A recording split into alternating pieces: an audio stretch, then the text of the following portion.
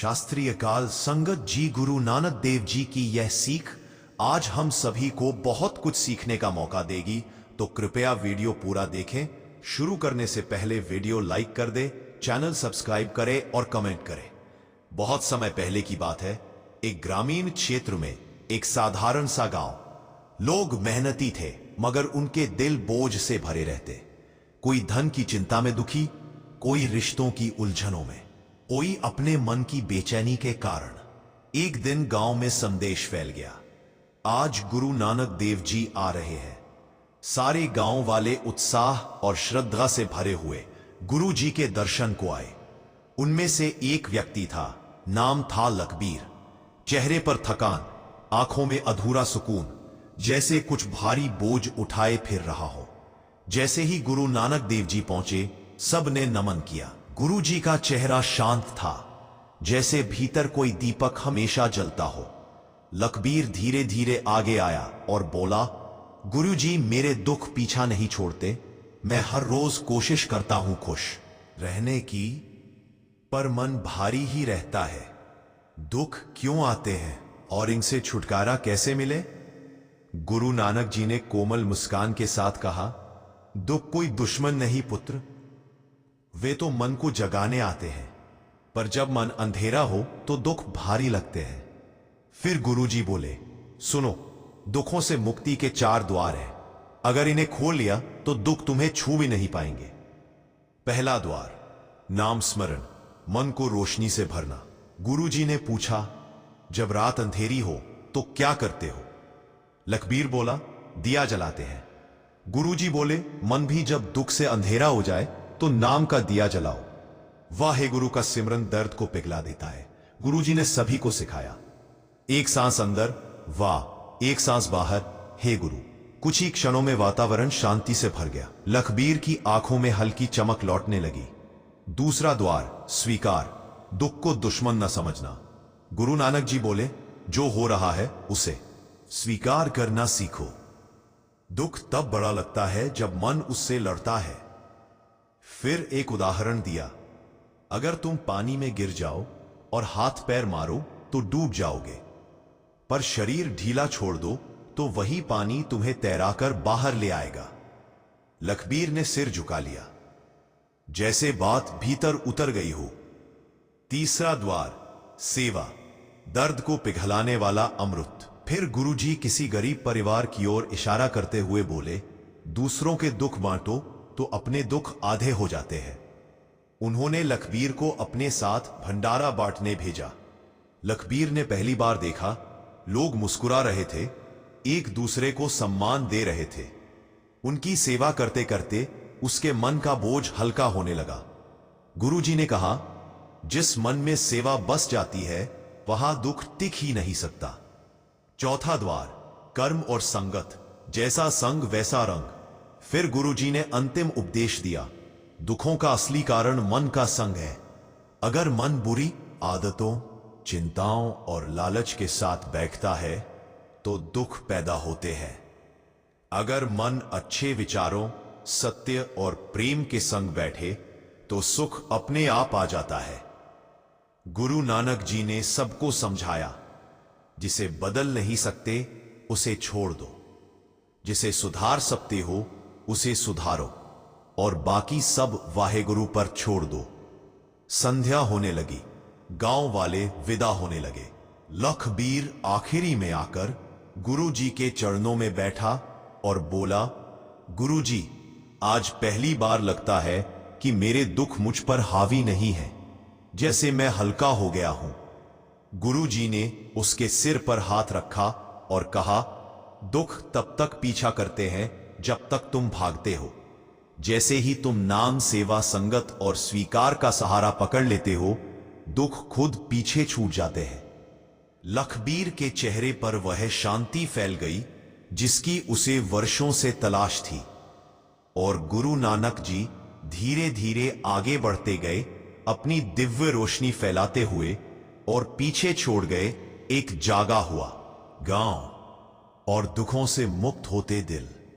गुरु नानक देव जी के जाने के बाद गांव में अजीब सी शांति छा गई थी। लोग रोजमर्रा के काम तो वही करते थे, लेकिन भीतर एक नई रोशनी जग गई थी। लखबीर, जो पहले दुखों से टूटा हुआ था, अब हर सुबह सूरज निकलने से पहले पक्के घाट पर बैठकर धीरे धीरे नाम जपता। वाह, हे गुरु!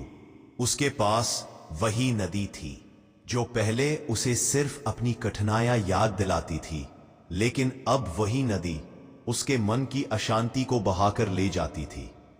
एक दिन गांव के कुछ लोग उसके पास आए और बोले, लखबीर, गुरुजी तो चले गए, पर दुखों ने तो हमें फिर घेर लिया। तू तो अब हल्का लग रहा है, तूने ये बदलाव कैसे किया? लखबीर ने शांत स्वर में कहा, गुरुजी ने कहा था कि दुख से भागो मत। सब लोगों ने आश्चर्य से पूछा, दुखों का आश्चर्य सुनो। लोगों ने आश्चर्य से पूछा, दुख भी संदेश लाता है? पहले मुस्कुराया। हां, गुरुजी कहते थे, दुख वह दूत है जो मन को बताता है कि कहां सुधार चाहिए, कहां छोड़ना है, कहां टिकना है। अगर कोई रिश्ता दुख दे रहा है तो वहां अपेक्षाएं कम करनी है। अगर कोई आदत दुख दे रही है तो उसे बदलने का समय आ गया है। उसे छोड़ने में ही सुख है।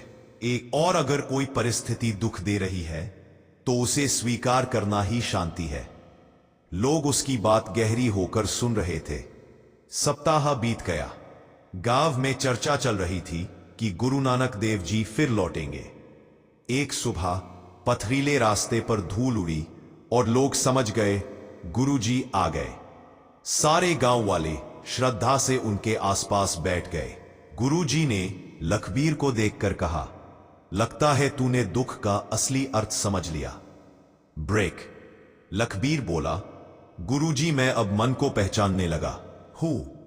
जब दुख आने लगता है तो मैं पहले उसे पकड़ने की कोशिश नहीं करता, उसे बस बैठकर देखता हूं कि वह आखिर क्या बताना चाहता है। गुरुजी ने प्रसन्न होकर कहा, जब मन निरीक्षक बन जाए तो दुख संदेश बन जाते हैं, और संदेश समझ में आए तो दुख मिट जाते हैं। गुरुजी ने गांव वालों से कहा, आओ एक बात समझानी है। उन्होंने सबको एक मैदान में बुलाया और सभी के हाथ में एक एक पत्थर दिया। गुरुजी बोले, ये पत्थर तुम्हारे दुख है, इन्हें कसकर पकड़ो और पूरे मैदान का चक्कर लगाओ। लोग दौड़ने लगे। कुछ ही देर में सबके हाथ दुखने लगे, कुछ की उंगलियां सुन्न हो गई। जब वे वापस आए तो सांस फूली हुई थी और दर्द स्पष्ट दिखाई देता था। गुरुजी ने मुस्कुराते हुए पूछा, दर्द क्यों हो रहा है? लोग बोले, पत्थर को बहुत कसकर पकड़ने से।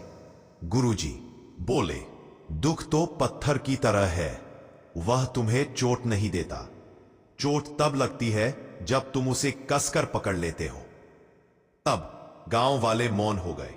गुरुजी बोले, दुख को पहचानो, पर उसे पकड़कर मत बैठो, उसे समझकर छोड़ दो, यही मुक्ति है। दिन ढल गया। गुरुजी जाने को तैयार हुए। लखबीर भावुक होकर बोला, गुरुजी, दुख तो समझ में आ गया, पर क्या सुख हमेशा बना रह सकता है? पर गुरुजी मुस्कुराए। बाहरी सुख बदलता है, पर जो सुख नाम से मिलता है वह दुख नहीं बनने देता। उन्होंने अंतिम वचन कहा, मन को नाम में जोड़ लो, दिल को सेवा में, जीवन को सत्य में, फिर दुख आएगा पर टिक नहीं पाएगा। लखबीर ने गुरुजी के चरण छूकर कहा, गुरुजी, अब मुझे समझ आ गया है कि दुख खत्म नहीं किए जाते, दुखों के ऊपर उठा जाता है। और वह वहीं खड़ा रहा, नदी के किनारे बहती हवा की तरह शांत, और उसके भीतर दुख का नहीं बल्कि ज्ञान का संगीत बज रहा था। गुरु नानक देव जी के जाने के कई दिन बाद भी गांव में उनकी वाणी की गूंज महसूस होती थी। लखबीर अब पहले वाला व्यक्ति नहीं रहा था। उसके भीतर एक स्थिरता आ चुकी थी, एक ऐसा भरोसा जो जीवन की हर परीक्षा के सामने अडिग खड़ा रहता है। लेकिन एक दिन गांव में नई समस्या उठी। बारिश लगातार कई दिनों से हो रही थी, फसलें डूबने लगी, गृहस्थ चिंतित हो गए और डर का माहौल फैल गया। लोग फिर लखबीर के पास पहुंचे। हमने नाम जप भी शुरू किया, सेवा भी की, लेकिन ये नया दुख क्यों आया? क्या गुरुजी ने हमें छोड़ दिया? लखबीर शांत होकर बोला, गुरुजी ने कहा था, दुख और सुख दोनों आते जाते हैं। मन जिसे पकड़ लेता है वह उसी में फंस जाता है। फिर उसने जोड़ा, दुख के अर्थ को एक बार फिर समझते हैं। ब्राह्म। अगले दिन बारिश और तेज हो गई। लोग घबराने लगे। मवेशियों के लिए चारा कम पड़ने लगा। खेतों में पानी भर गया। ने सबको पंचायत भवन में बुलाया और कहा, गुरुजी बताते थे, जब मन बाहरी आवाजों में डरने लगे तो उसे भीतर की आवाज सुनाओ। लोगों ने पूछा, भीतर की आवाज कैसी होती है? लखबीर बैठ गया, सबको चुप रहने का संकेत दिया और धीमे स्वर में बोला, सांस अंदर, वह सांस बाहर। हे गुरु, बस इतना ही। कुछ देर बाद गांव की बेचैनी कम होने लगी। लोगों के चेहरे पर हल्की शांति दिखाई देने लगी।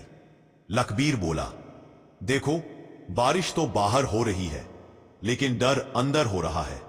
अगर अंदर साफ हो जाए तो बाहर का तूफान नुकसान नहीं पहुंचा सकता। स्ट्रॉन्ग। अचानक एक बूढ़ा व्यक्ति उठा और बोला, लखबीर, हमें गुरुजी के उपदेशों को सिर्फ सुनना नहीं, जीना भी चाहिए। चलो आज सेवा से शुरुआत करते हैं। सब लोग खेतों की ओर गए। उन्होंने पानी निकालना शुरू किया, एक दूसरे की मदद की, गिरती झोपड़ियों को बांधा, और किसी के घर में पानी घुसता तो सब मिलकर रोकते। सेवा करते करते डर की जगह एकता पैदा होने लगी। शाम होते होते गांव की बड़ी समस्या आधी हल हो चुकी थी। लखबीर मुस्कुराया और बोला, देखा, दुख जब आता है तो या तो हमें गिराता है या हमें मिलाता है। यह इस पर है कि हम कौन सा रास्ता चुनते हैं। उसी रात जब सब लोग थक कर चौपाल में बैठे थे, दूर से एक मधुर आवाज सुनाई दी, सतनाम वाहे गुरु। एक सेकंड। लोग चौंक कर उठे। गुरु नानक देव जी स्वयं गांव में पधार चुके थे। सब उनके पास दौड़े।